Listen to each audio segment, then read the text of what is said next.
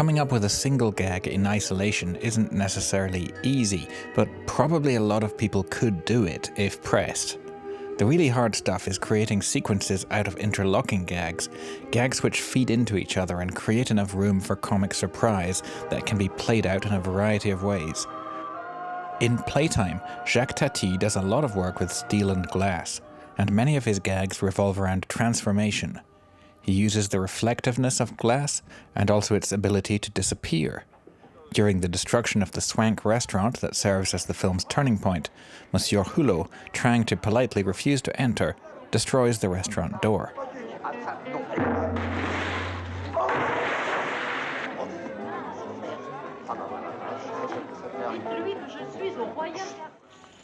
There's already a strong element of social embarrassment to this, but further shame is avoided when a customer assumes the door is still there. Notice that when the imaginary door opens and closes, the music from inside the restaurant gets louder then quieter.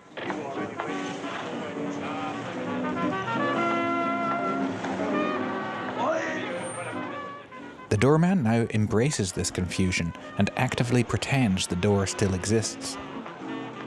After all, his prestige as doorman depends on having a door to man.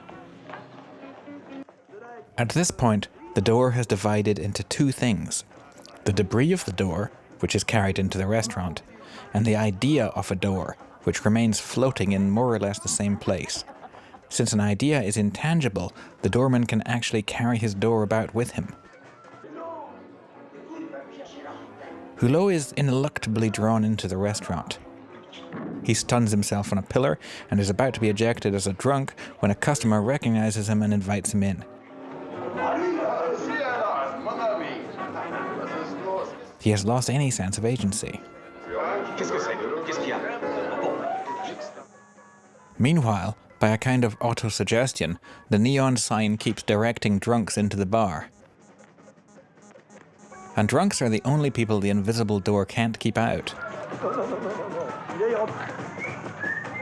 The joke is that the sober people know there's a door there and so don't try to get through. The drunks don't know anything and so they can walk through with impunity. Meanwhile, the fragments of the door go on a convoluted journey and undergo their own transformation. Determined to pretend the door is intact, the doorman passes the debris off as ice. And it proves perfectly suitable, except that it can't chill the champagne. The room temperature ice also convinces one man that he must be unwell.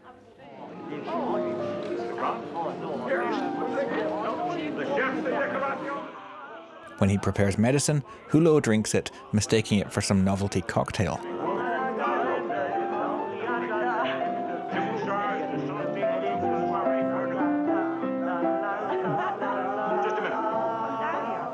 Finally, the doorman discovers that having a door he can relocate at will is useful for extorting tips. And the door handle can even convert into a tin cup to receive them.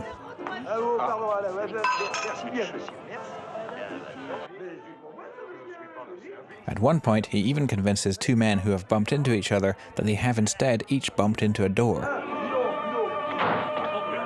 Possible ill feeling is diverted.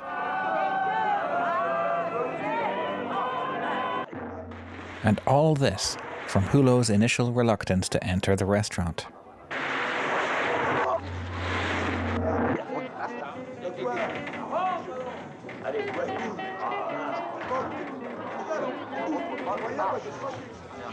Je suis au royal garçon.